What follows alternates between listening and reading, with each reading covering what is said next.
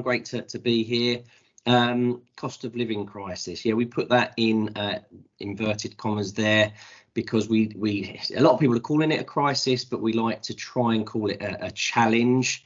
That's through Justine's input. I'll introduce Justine in a moment. But yeah, tough times that we're going through. For those who don't know me or don't know much about Finwell, my name's Ryan Briggs. We created Finwell really to try and help people understand and improve their financial well-being and empower them to healthier relationships with money. So we've done quite a lot of work with Hayes, group workshops, one-to-one sessions. It's gone very well, and we're really delighted to be working with you all.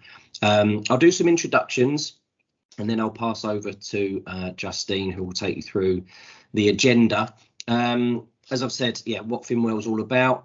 My name's Ryan Briggs. I'm a diploma qualified financial advisor. I've been in financial services around 10 years. I've been qualified for around 10 years, more on the advice side, but really my experience has taught me that there's a huge need in the steps up to advice to try and help people understand the basics really around money management and along life's financial journey. So that's what we're focusing on. I'm also a mental health first aider, so really passionate about the links. I know personally a lot of the links between mental health and well-being and financial health and well-being. So really keen to link the two. And as it says on the left there, I'm an accredited workplace financial education specialist, which is quite a mouthful. But what does that mean? We do this work with lots of companies. Hopefully that we know what we're talking about, but you'll be the judge of that. So that's a little bit about me. I'll introduce Justine to you, a fantastic team member of Finwell. She is a financial wellbeing consultant, over 25 years experience in the banking sector, working for one of the UK's high street banks, a diploma in management studies and also a CMAP qualified mortgage advisor. Spent the last 15 years in leadership roles, mentoring, managing and training large teams of people. Was actually made redundant in 2019 and is now passionate about helping others become more financially resilient, sharing her knowledge to support others with money management and long-term well-being. Lives in Northamptonshire with her husband, 10-year-old daughter and 2 crazy Springer Spaniels. Loves CrossFit, training in the gym and curling up with a good book. So that's Justine. She's fantastic. She's joining me on the session today and sharing her experiences. But over to you, Justine, if you want to go through today's agenda. Wow, what an introduction. Thank you. Thank you, Ryan, and thank you, Hannah and Hayes for inviting me along today. So the first thing I want to say, I do believe that this is a moment in time. OK, it's a bit like the pandemic. We'll never completely get over COVID, but we learn to adapt. We learn to change our habits and our behaviours. And that's kind of the period of time that I feel that we're in at the moment. And no matter what situation we're in or what our earnings are, whether we're really good with money or really bad with money, every person is being impacted by this. So brilliant that you're here today. So it is going to be an interactive session. So I'm going to be starting off by asking you all, I guess, what are the current challenges that you're feeling? And Hannah, I'll come to you as well. And then I'll be looking for those ideas, what people are doing, what some of the solutions are, and I'll share with you some of the things that you may already know, but some things you might want to go and do some more research on. I think it's also good just to remember that when we're in these times of rising costs and high inflation, we've got to be really good at engaging with our money. And there are some money management basics which Ryan's going to go through with you around dealing with debt and what to do if you or anyone in your family is in that situation. But also thinking, you may have heard of the 50-30-20 rule as well, which is a kind of structure, if you like, to how to manage your money really well. And then we'll open up and share with you some of the next steps and resources that I know are going to be available to you, and then an opportunity for anyone to ask any questions right at the end as well. So that's what we're hoping to cover off sort of in the next hour. Okay, so in terms of the current challenges, then let's just open up the chat box, and Hannah, I'll come to you first, but I'm keen to just get a feel for what are people seeing and noticing. What are the things that you're finding difficult at the moment? And hopefully we'll have some ideas to share with you. So feel free to get tapping away there in the chat box. But Hannah, whilst people are doing that, what are the current sort of things that you're finding at the moment? Energy prices, that's the top of my list of financial worries, if I'm completely honest. Okay. And having really noticed just things like weekly food shopping is way more expensive than it was previously. Anything in particular with your food shopping? So is there a particular type of food, or is it that you're having to change your habits? What are you sort of doing in that space? What I really noticed, if I'm honest, I happened to pop into a supermarket specifically to get some butter one day, and I could not believe I spent £7 on a tub of Lurpak, because ordinarily it's in amongst all the other shopping, and I had absolutely no idea. Brilliant. Okay. And you know what, I think we're all noticing that, and I've got some thoughts around food in a second as well. So we've got some things coming into the chat now. So energy and food, rising costs of rent and mortgages, knowing how to plan for it in the future. Okay, fuel, petrol again, it's up and down, isn't it, a little bit with fuel. At the moment it didn't quite break the £2 a litre barrier, but that's kind of coming a bit more stable now. The cost of school fees, yes, I'm in the process of looking for secondary schools as well, so I can sympathise with that. Ryan, is there anything that you're seeing in terms of either personally or current challenges from people? I'm the same as you've already mentioned. Petrol's gone down a little bit, but that was a bit of a big impact for me. Just I think understanding what to do as well. Just with when we talk about energy prices, we kind of know it's going up, but just understanding how it works, and they talk about the price cap, and there's a lot of jargon that we hear about on the news and on the TV, and just getting to grips with what it actually all means, I've found. Yeah, definitely. Okay. And I think someone else has just put in there about public transport and thinking about their journeys and how they might maybe do that differently. But essentially what we're being forced to do is to maybe change some of our habits and maybe get closer to, researching and understanding a bit more of the detail around things like energy. And that is a challenge for a lot of people. So that's a really good point. Brilliant. What else have we got coming in here? Why does inflation affect some items in your food shop and not others? I'll come to that in a second when we start talking solutions. I think one of the other current challenges, certainly one that I've had recently, is kind of talking to my family and talking to my children about things that they maybe can and can't do, or things that we perhaps can't do because other things are getting more expensive. And I think that challenge of, if you've got a family or young children, about trying to say no when they're used to doing something, I've found that quite a challenge actually in recent months, and particularly over the summer holidays, perhaps not doing as much as we may have done in previous years. So I think no matter what your background, we're all in it together, and hopefully it is a period of time. If you look back historically, inflation goes up and down, and if you talk to my parents, oh, hello, someone's just joined us. So what we're going to do is we're going to, rather than focus and dwell too much on the things that are challenging, we're going to have a look and see what we can do and the things that are in our control. And that comes down to understanding, I guess, what some of the challenges are. Now, as we've mentioned, inflation is essentially the rising cost of all sorts of different things. And in answering someone's question there about why does inflation affect some foods and not others, a lot of it is dependent on what food is imported or what food is homegrown. So, for example, things like oil and butter and grains and bread and pasta, those type of things, potentially we're seeing go up because we import them, and costs of importing, and particularly grain, we bring a lot in from Ukraine, but there are foods that aren't going up in price, and I'll touch on that in a second.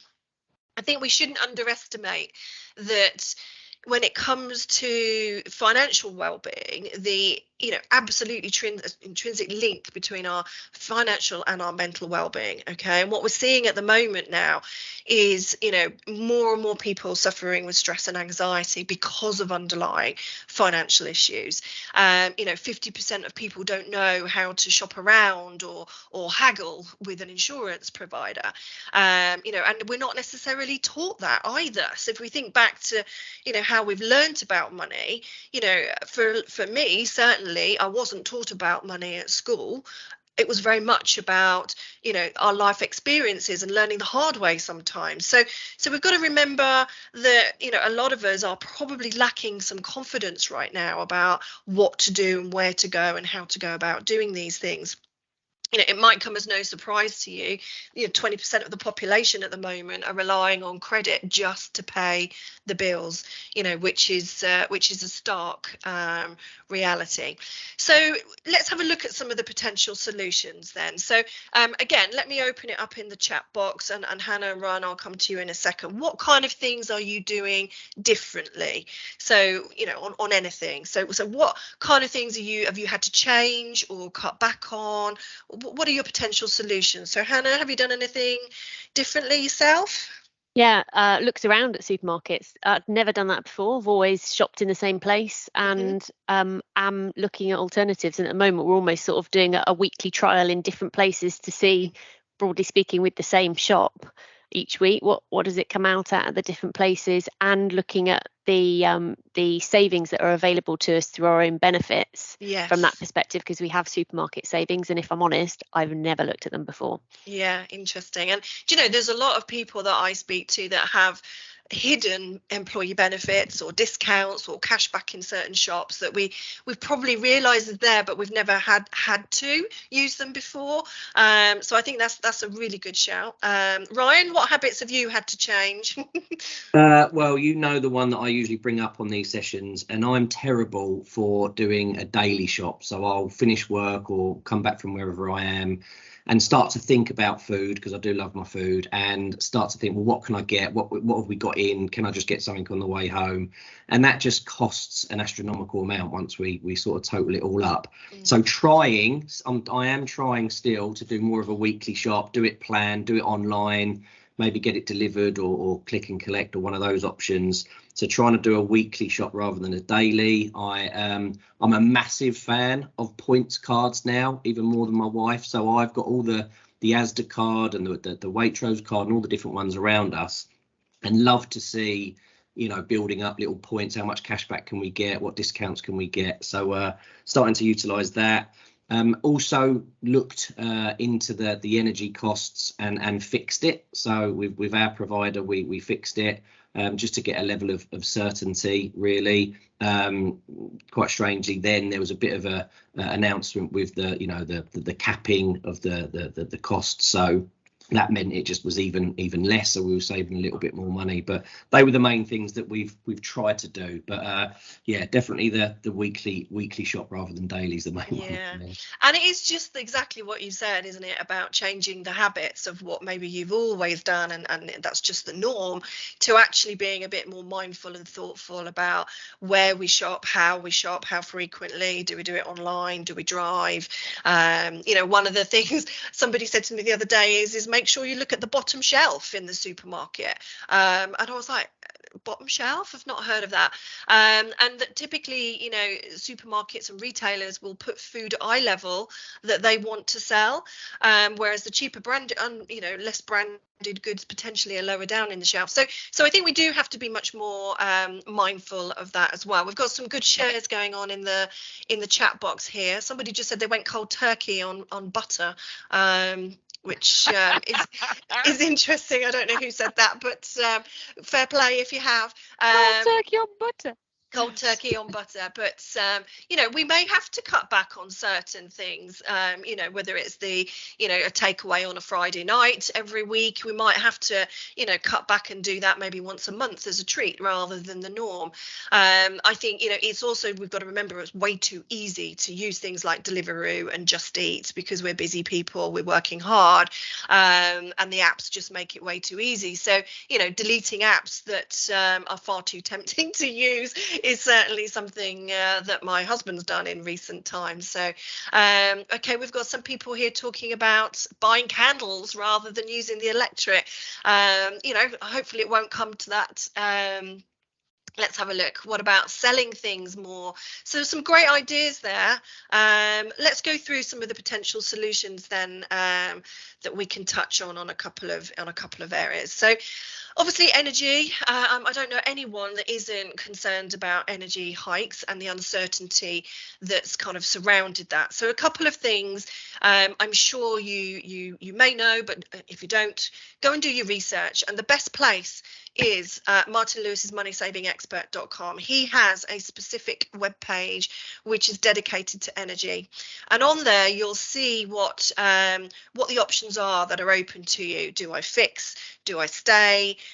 How does the £2,500 freeze impact me? Don't forget, you're going to get your £400 energy grant that's going to start hitting your direct debits from October. That's going to reduce your payment for 6 months by £66.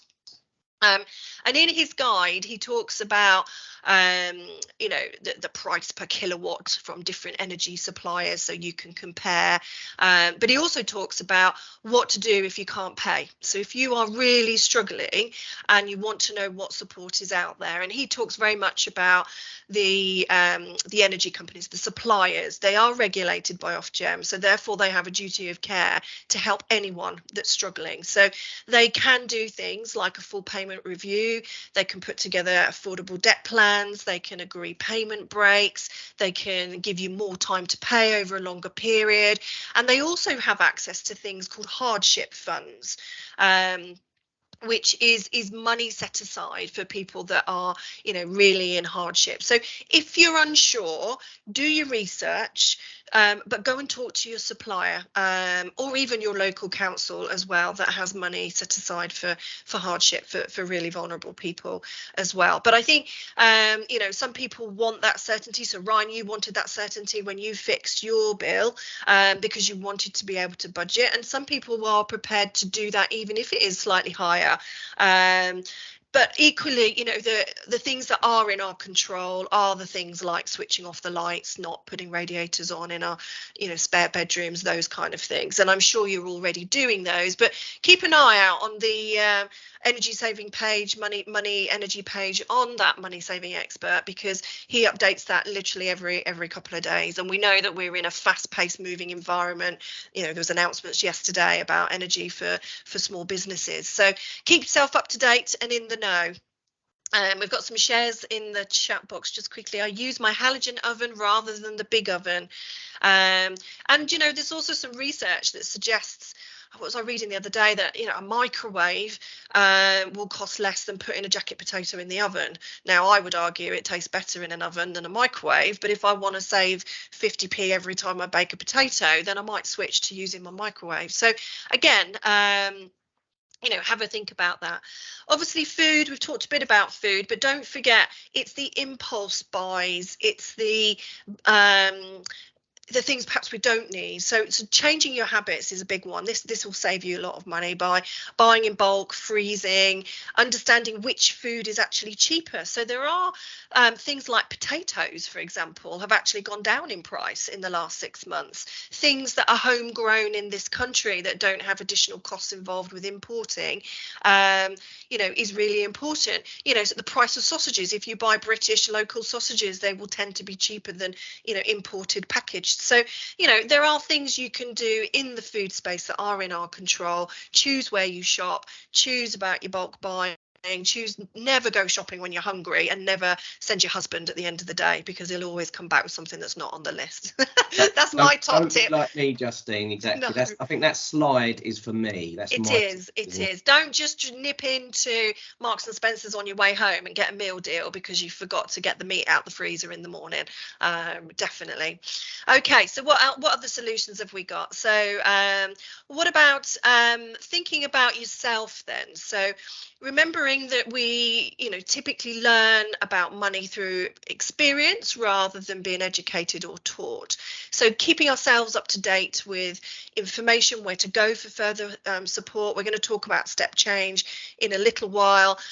Which.co.uk, again, you can subscribe to Which, is great for consumer rights. And Money Helper. Money Helper is one I would recommend having a look at. It's the government-backed website. It's only a couple of years old, and again has lots of information depending on what you're struggling with. So whether it's energy, whether it's the cost of food, or knowing what to do if you need access to a food bank, those kind of things. So educating yourself is something that I think that we can all do and control in the current climate as well. Just on that, Justine, obviously, feel free to make as many notes as you want, everyone, but we have got some guides at the end and some links and some resources. So a lot of this stuff will make us as easily accessible for you at the end. Sorry, Justine. No, that's cool. Brilliant. We've got some shares going into the and there's a great gov.uk fact sheet there that Sarah's popped in to help with energy bills as well. So yes. Now, in terms of taking control of our finances, often, and we do see that at the moment, more and more people are relying on credit just to get through the month and to pay those bills.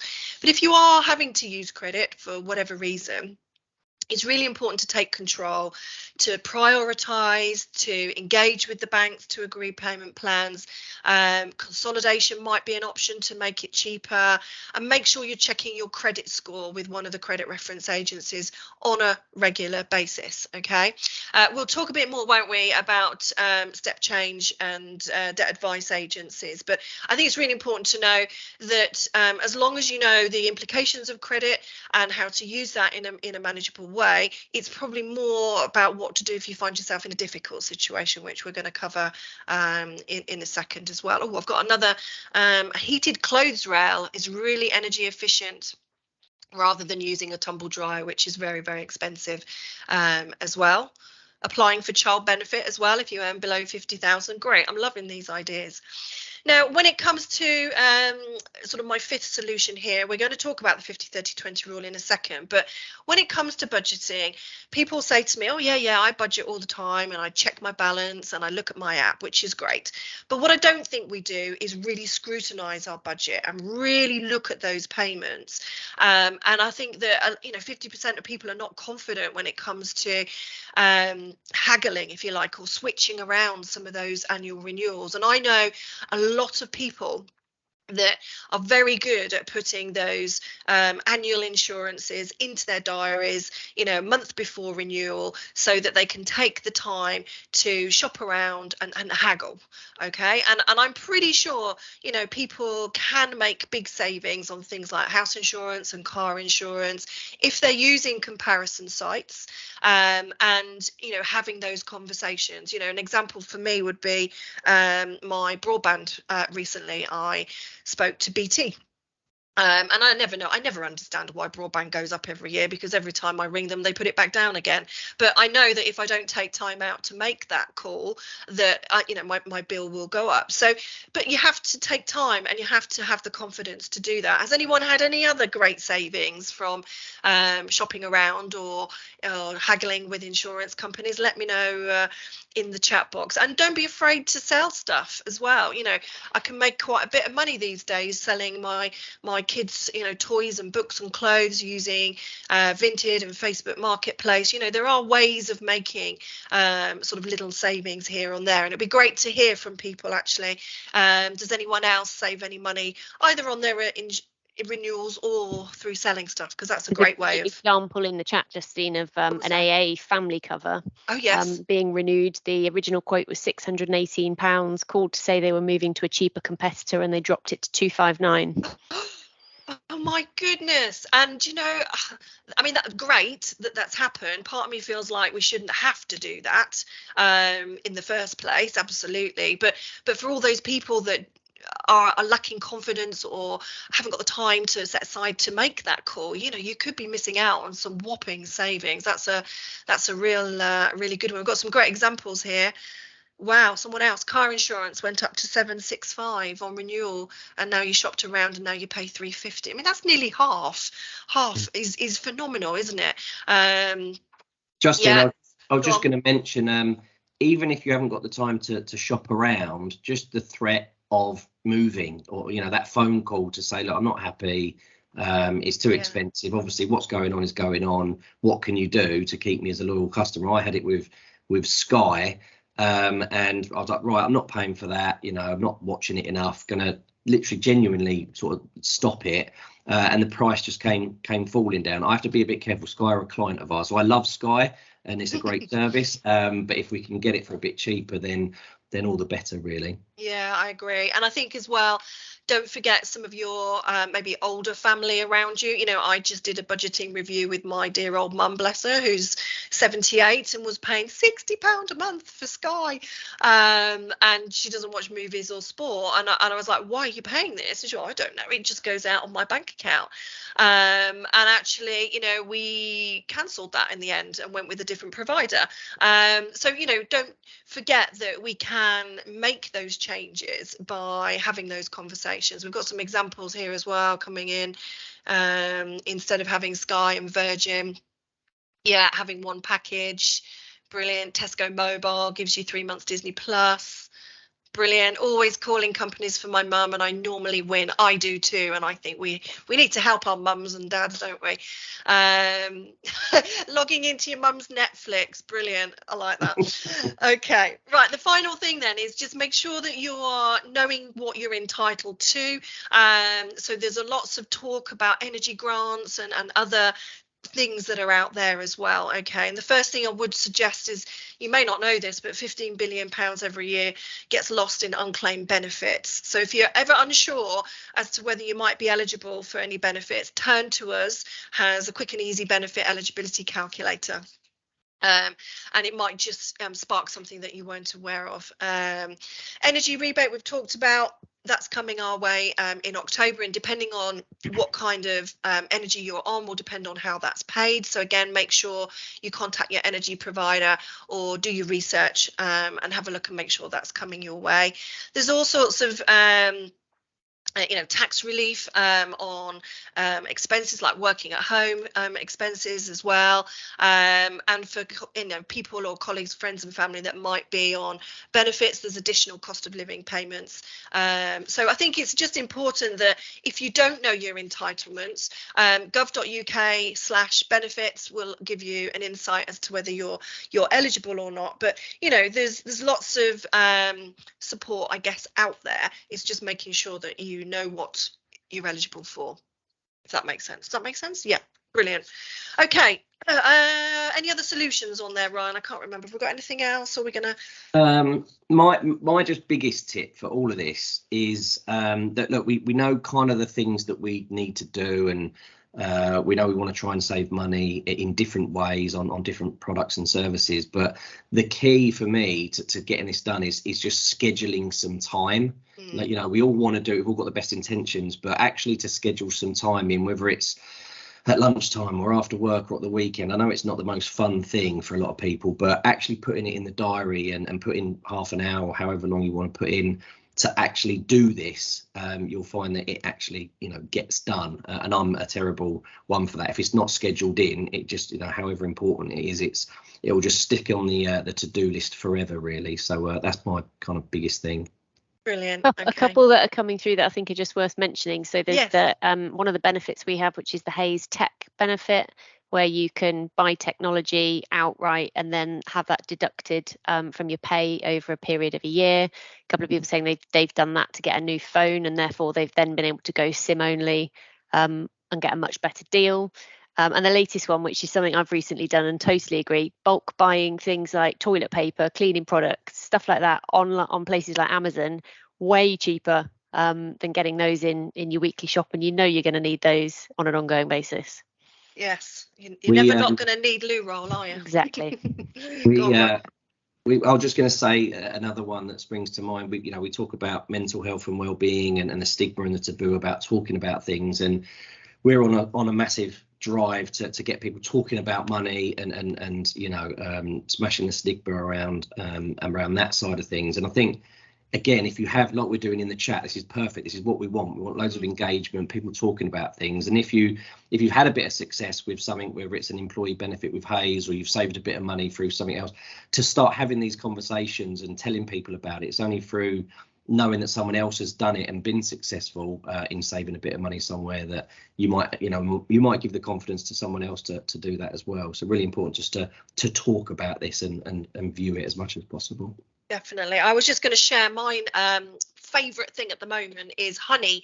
Honey is my new best friend. So if you do any kind of online shopping, you can have Honey on your laptop or your desktop, and she will search for any online discounts for you. So if you ever when you get to the checkout point, before you put in your card details to make a payment, Honey pops up. And I've had savings from Honey off of things like EasyJet flights, clothes, shoes, online purchases. So and it's free to use. So check out Honey. She might just be your new best friend. Right, we're going to talk money management, Ryan. Yeah, I actually thought you meant honey. Then that was your new favourite thing, so not that. Okay. No. It's a cashback site online. some basics. So yeah, we just wanted to add to this. Normally we talk about Finwell PAWA plans and kind of the 4-step guide that anybody can sort of implement and hopefully understand their financial well-being and start to improve it.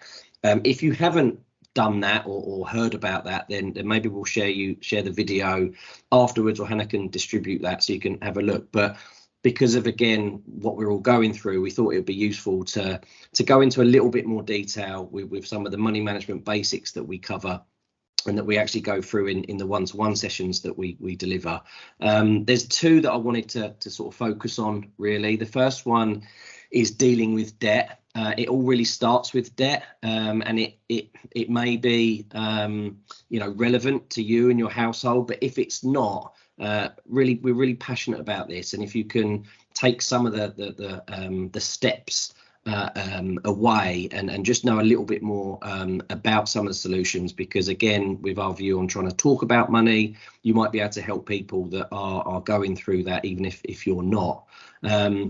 So we've got a partnership actually with him where we partnered up with Step Change. And if you haven't heard about Step Change, fantastic organisation, been going for ages, really established. They're the biggest debt management provider in the UK.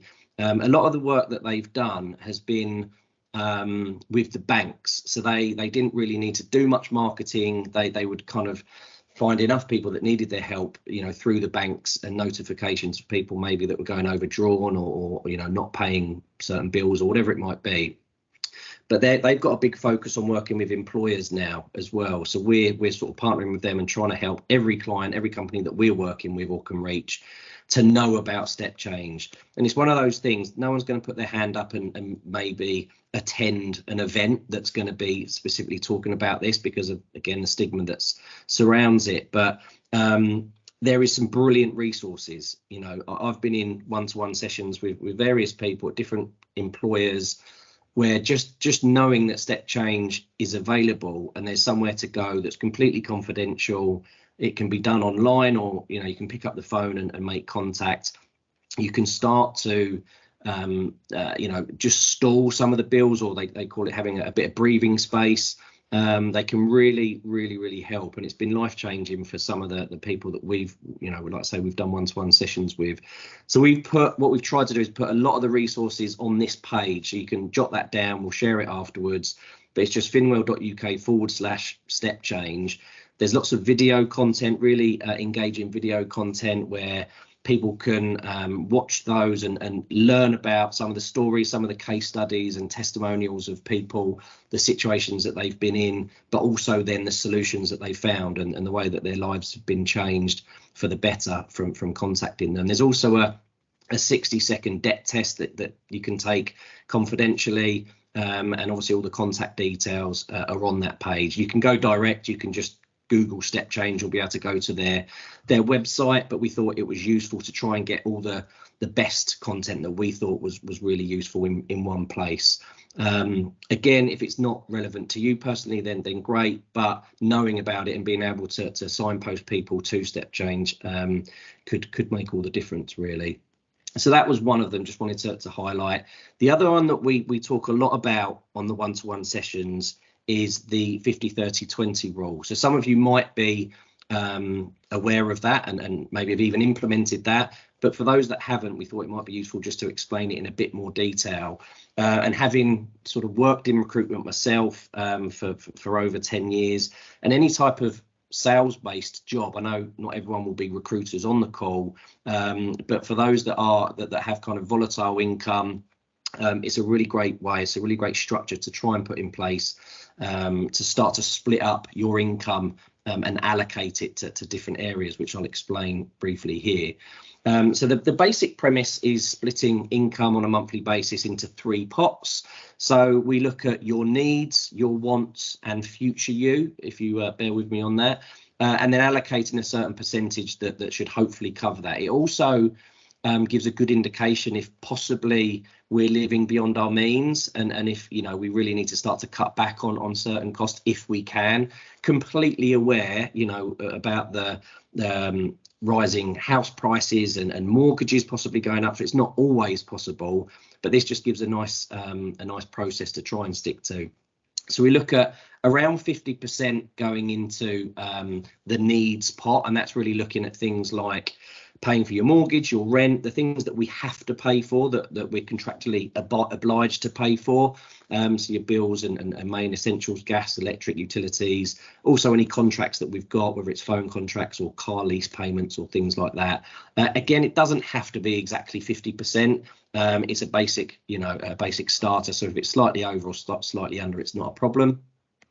The 30% then for our wants.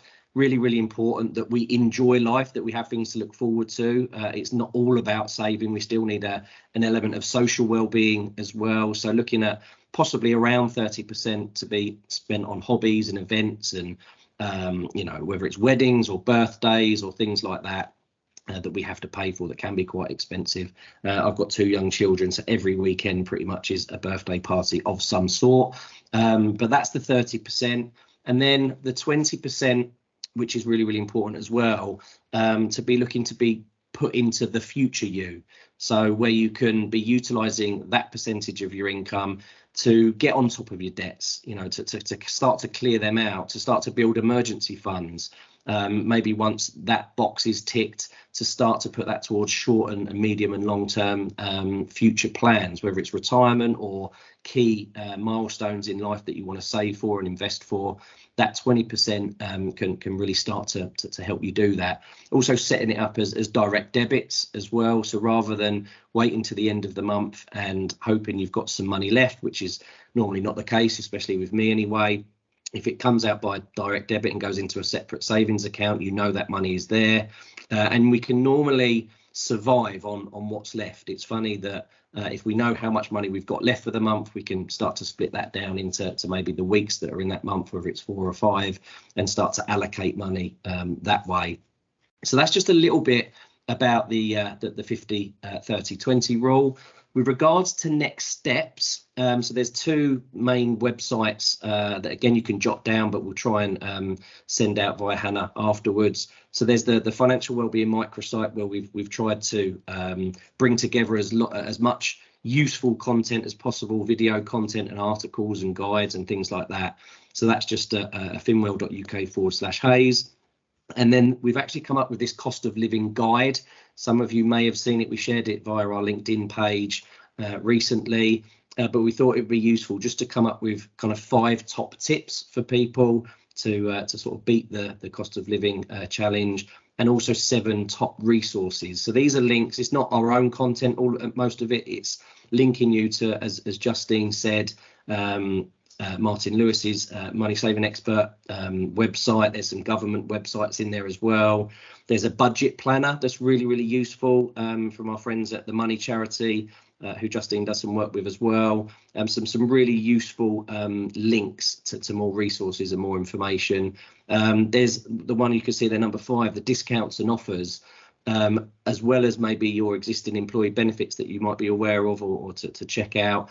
There's a huge amount of retailers and other organisations that are trying to help with the cost of living challenges, and you can just have a little look through there and see which ones are of interest to you. So that's just a little bit about some of the basics. We've got some time, quite a bit of time to answer any questions. I suppose I'll go back to you, Hannah, if you wanted to open it up for people to ask questions, or if you've got any questions yourself, then me and Justine will be happy to help if we can. Brilliant. Firstly, thank you very much. That was brilliant. I've been jotting lots of things down that have been said both by you, but also the the sharing of advice in the chat, which is great. There was just a question I was going to pick up on that may have got lost in the chat and isn't something we've covered. So I don't know if you can offer any advice on this. Any advice around the best bank accounts for saving and how often you should move bank accounts to secure transfer rewards and those kinds of things? Okay, well, I've got I guess a view. So I think so some people do this quite regularly, others tend to stay quite loyal, so it's a personal choice, I guess. The best place to go and do your research, though, is if you go and have a look at Money Saving Expert has the best buy tables, but you can also see what kind of incentive is available to you if you switch your bank account. And there is something called it's called CAS, Current Account Switching Service, that all the banks are signed up to, and they basically do all the donkey work for you. So they will take the hassle out of moving your bank account by taking all your direct debits for you, taking all your credits and debits and doing all of that hard work. And some banks, I think, are offering up to like £175 lump sum cash back, as long as you have a minimum of, 2 direct debits and maybe a credit income of some sort going in. And some people move them around, every year just to get those kind of incentives and rewards. So I think it's best to do your research first and go and see, what different banks are offering, and make sure that if you do decide to do it, that they are signed up to the current account switching service to do it all for you, would be my thoughts. Ryan, have you got other thoughts on that? Well, just to share my personal experience. So I've been one of probably the typical people that have been with a bank. So I'm Barclays from the age of 16 and still with them now. Don't get treated that well, to be perfectly honest, between all of us. But I have then looked out at some other options and some other banks, and there is some really good tools available. It's been a little bit life changing. I won't mention who they are, but some of the other banks have got better apps where you can separate money and start to build little pots for different things. I use another one where on all of my spending, it rounds it up to the nearest pound, which is, I've started to save a lot more money on that. So and you don't notice it as much, you don't notice that money coming out. So yeah, we'll feel free, we'll maybe share some of the names afterwards, but there's lots of options. So yeah, definitely do your research and don't be stuck on what you've always known, because there are other options. And that rounding up function, or it's sometimes known as save the change function, is a dead easy way. Every time you use your debit card, it rounds up the pence and it automatically goes across to a nominated savings account, and before you know it, you've saved 20-30 quid a month without really trying. And a lot of the banks, you might find that your bank allows you to do that on your existing account, but you just need to set it up. So go and check out your account and see if they have a save the change function. It's a good one. Thank you. Any other questions from anybody?